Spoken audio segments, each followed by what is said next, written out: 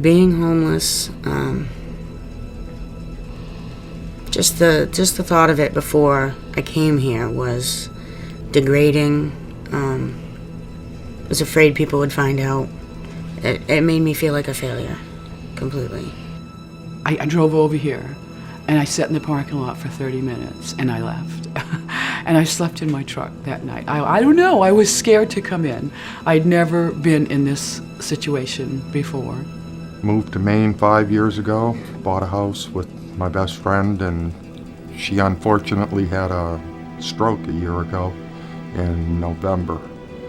And she's since gone to assisted living, which left us short on the mortgage payment. After pulling every rabbit out of the hat that I could, I finally had to give it up. I ended up getting my bachelor's degree, and things were great. And it was 2006, I think. At the beginning of the year, I even bought a brand new car, something that I always wanted to do. And but during that year, I had lost my job, my car got repoed, and I couldn't afford my rent anymore. I didn't have any place to go. I didn't know if I was coming or going. I didn't know if I could take care of my kids, how I was gonna feed them, shelter them, and the homeless shelter did it all for me.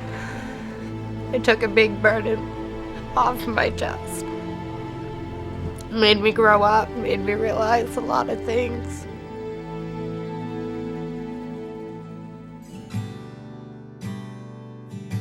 We've had people here who have really had tough luck, and that's the reason they're here.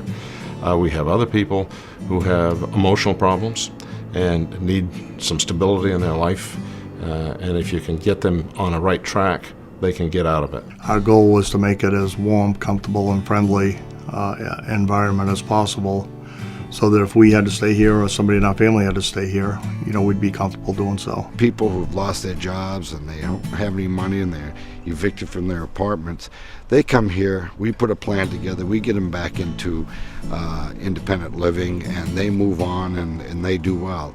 I mean, the first night going into the shelter, I was scared to death. I had no idea what to expect. I had the stigma, the whole stigma of homeless people going on, and I was scared. And I walked in the door, and the first thing that I saw was this huge dinner table with like a whole Thanksgiving dinner on it. The staff was very nice to me, and I couldn't believe it. I couldn't believe it. So it didn't take long for me to start feeling really comfortable. When my son came in a couple of weeks later, I'm sure he was scared to death too, but that little guy, he was just like, yep, well, as long as I'm with you, Mama, I'm fine. We have a resource specialist who meets with each individual and links them up with whatever thing that they might need to be successful. It could be mental health care, could be something to do with Social Security, it could be helping them find a job, drug and alcohol counseling. It's just, a myriad of things that people might need help with. It's just been amazing. They don't do it for you, they enable you and push you in the right direction. The one thing we do ask them to do is let us help them make a plan so they can be successful in the future. If somebody refuses to do that, then we give them a 5-day stay, and that might be 1 out of 200 people. Most people, want help. There are so many people in the community that support the shelter through making meals and volunteering to stay overnight. And what I've come to realize is the caring and the compassion they have for their fellow man. People here do have a warm heart, and they do care about the people that come through. Points in the right direction and gives you a little bit of self-esteem. Get yourself back on your feet and start doing what you're supposed to do. I love that I'm working now. I work almost full time, and to be out in the community and helping, I'm a waitress, so I get to deal with people every day, and it feels good. We moved into our apartment, and then I still didn't have a vehicle, and so the coach started picking up my son, and one thing led to another, and kids got along My son loved him. And we ended up getting married, he and I. I have my own place again, make myself more self-sufficient. Self-sufficiency is one of the things I lost.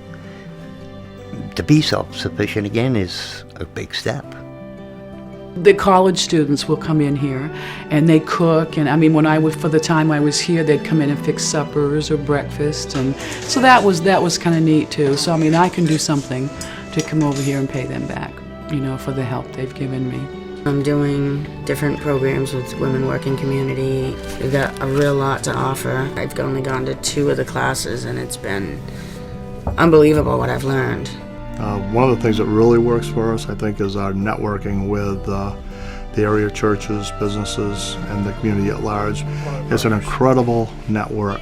We work closely with the Salvation Army. They're just wonderful to work with. Kennebec Valley Behavioral Health. I mean, there's just so many. Been getting involved in a lot more programs, volunteer programs back to the shelter. Come back quite often, help out if I can.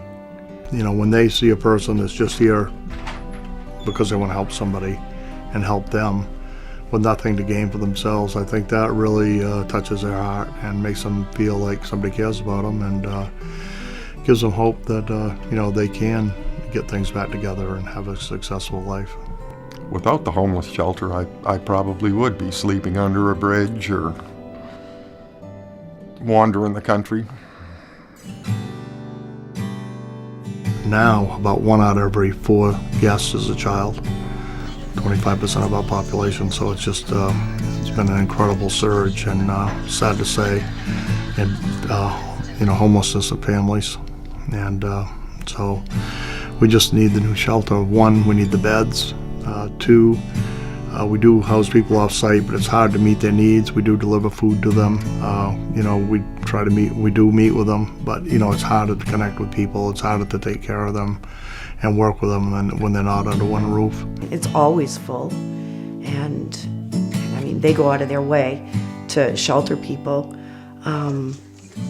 So definitely, instead of having people out in motels, and I mean, they need to be brought all together,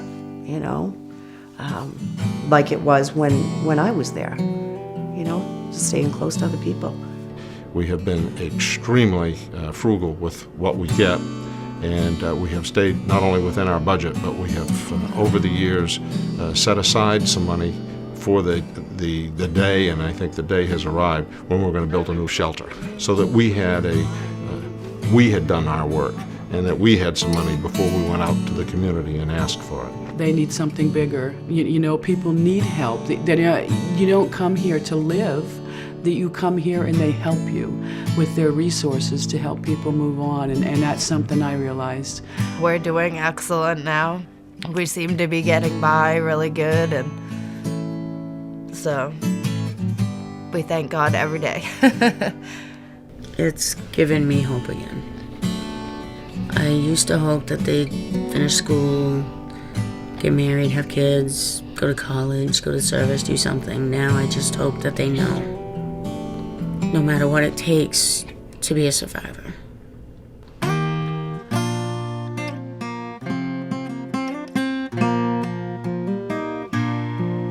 Let us pause in life's pleasures and count its many tears, and resolve to be thankful evermore. It's a song that will linger forever in our ears. Oh, hard time, come to me no more. It's a song to lift up the weary. Hard times, come to me no more.